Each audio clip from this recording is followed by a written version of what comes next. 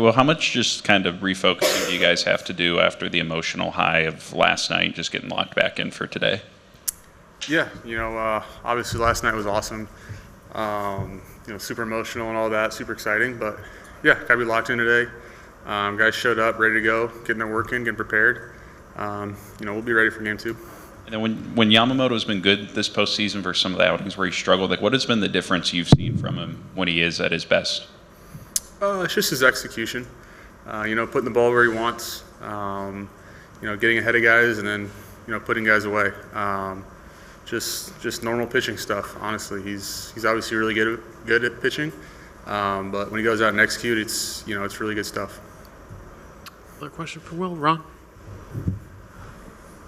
With the win last night, are you so energized and filled with adrenaline that it's hard to fall asleep, or are you exhausted and hit the pillow right away? Yeah, luckily it's a 5 o'clock game, so you get home in a decent hour. A couple hours to wind down, chill, hang with the family. I slept fine last night. Other questions for Will? I'll go back to Jack.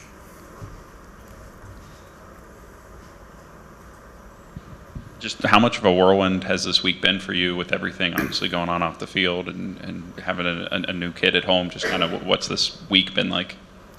Yeah, it's been a week. A great week. Playing the World Series, having our daughter. She timed it perfectly when she came. So I got to spend a couple of days home, just being dad. But I was able to prepare just as much for the World Series as any other series. Felt ready to go yesterday, and ready to go again today. Are you getting much sleep at home right now? Yes. Yeah, I'm getting a full night's sleep. Other questions for Will? Juan, go ahead. Hey, well, obviously we know you've kind of been grinding at the plate over the last couple of months, but do you feel like you're getting a little bit closer? Obviously, you've had a couple of big hits here in October. Yeah, you always feel one swing away from finding it, but this is the playoffs. They know how to exploit our weaknesses, so whatever weakness I have, they're just magnified right now. But I'm not. I'm just going up there competing. Doing what's asked of me in that moment. And going up there, whatever swing I have that day. So just continue to work before the games, continue to work with the hitting coaches. I feel decent in the box, good enough to go out there and help team win. Dave, just with what you've seen from Yoshinobu this postseason, what excites you kind of for what he could bring for this first World Series start?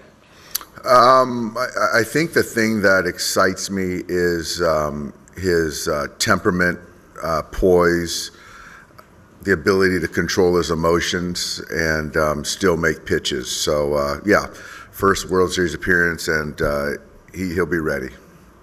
Go to Bill Plaschke on your right. Yeah, Dave. yeah, Doc. Last night after you got home, did you watch a replay? Did you savor it? Did you have trouble sleeping? Was the adrenaline still going?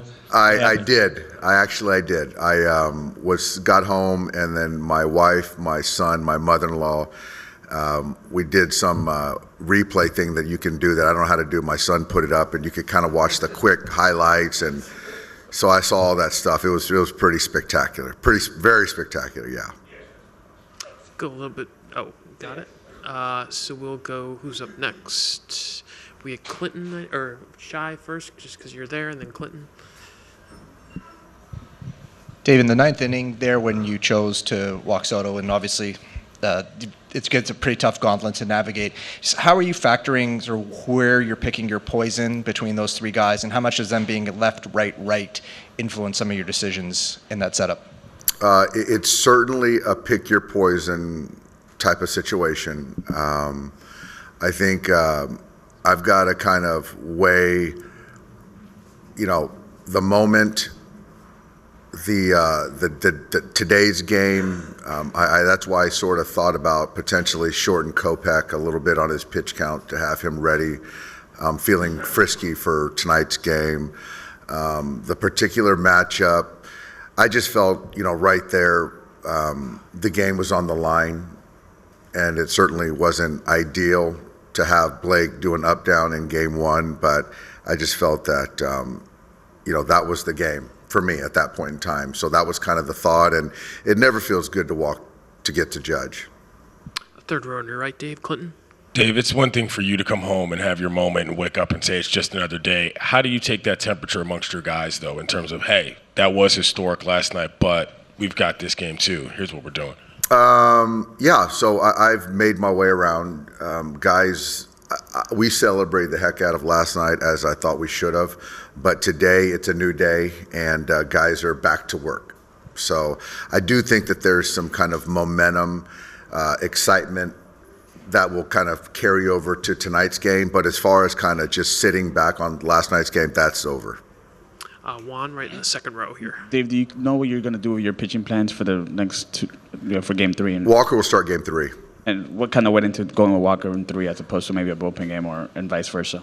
I think it's just we just love Walker in big games. The road isn't going to phase him. It also allows him potentially to be available for a Game 7 too. A little bit further back, Jack. Hey, Dave, with Trinan last night in the 10th, were you surprised how well they ran the bases against him? And is that something where he's just got to be like quicker to the plate in those spots, or how do you kind of weigh that? Wasn't surprised. You're just trying to weigh the fact that, if Blake's a 1-2 to the plate, his stuff could could fall back, come back. I just think that, we can't give up the stolen base to Jazz to go to third base. That's the one that really was costly. But, Blake's a guy that people run on. And so, but we got to still manage that a little bit better, yeah. And then was Gavin okay after he slipped going around? Yeah, he was good. He was good. I just felt that, after taking his at-bat, I felt kind of still trying to make sure Gavin gets to the next day feeling good, a potential bang-bang play at home. There was also, with the left-hander coming in, if there's an opportunity for CT to steal third base, I felt he was a much better candidate. So all that was kind of my decision. Tyler, far back on your right. Dave, you got some good work in the middle there from Gratterall and Vesia. You don't have Phillips, obviously, but what do Gratterall and Vesia bring, and what makes them effective? What they bring is experience. They're both neutral guys. It's a different look. As far as Gratterall, it's a hard cutter. It's a boring sinker. So that's sort of different than most of the guys. And with Vesia, it's just he's a neutral guy. He fills up the strike zone, and he's an uncomfortable at bat for both sides of the plate. Third row on your left, Kirsten. Dave, just quickly, with Freddie Freeman, how different does it feel managing him this series compared to the CS and the DS, just considering having those 5 days off and what you're seeing him even running the bases yesterday? He seemed to be, yes, I'm sure in some pain, but he just looked more comfortable. So, yeah, I mean, there was still a lot that he incurred as far as kind of stuff last night. There's some soreness today, but yeah, I mean, I think that I was on pins and needles each game in the DS and the CS. So I do feel that we're in a better spot, and just hopeful we can just get through tonight to then get to that off day. Same row, Fabian. Yeah, Dave, it seemed like Jack was kind of shaking his leg there, that pitch right before the Stanton home run. Was that something that maybe was part of why you kind of pulled him after that first pitch to Jazz? There's his hamstring tightened up a little bit. So I don't think it's going to be a big deal, but that's why he was shaking his leg, yeah. And then you guys have had stretches over the last couple of years where you guys have not been as good against left-handed pitching, and I think now you guys have the best OPS against lefties in baseball this year. What do you think has allowed this lineup to maybe be better against lefties? Well, I think that, the guys that we put on the roster, that we compose this roster, there's guys that are supposed to hit lefties. Their career track record speaks to that, and they've just performed. I think that with baseball, at any point in time, you can kind of struggle, and that's part of hitting is hard. But Teo's been good. Will Smith has been good. Obviously, Tommy's been a huge addition versus left-handed pitching. And then, Freddie and Shohei just sort of hang in there, and Mookie's been good. So, on paper, which we all know it doesn't, you don't play on paper. We line up, and we still got our work cut out tonight.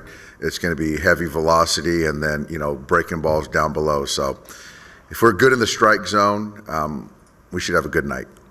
Ron right up front.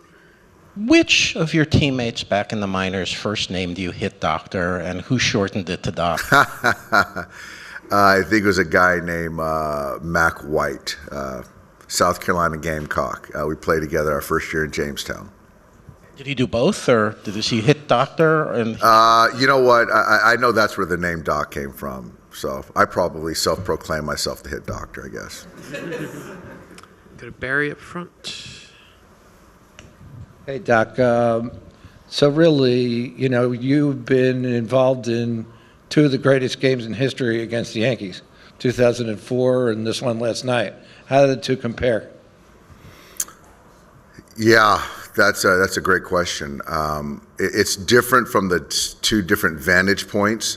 Right. One being a player, one being a manager. I just think that, gosh, man, that's a good one. I think for me, that just World Series Game 1, where we were at, this is probably, it's right up there, but I might give this one a little nod. They both feel great. You do realize that most of the great games in baseball history involved the Yankees and the Dodgers, or both. Yeah, I do. That's just, two huge markets, great players, and, obviously, which creates great moments. Absolutely, Bear.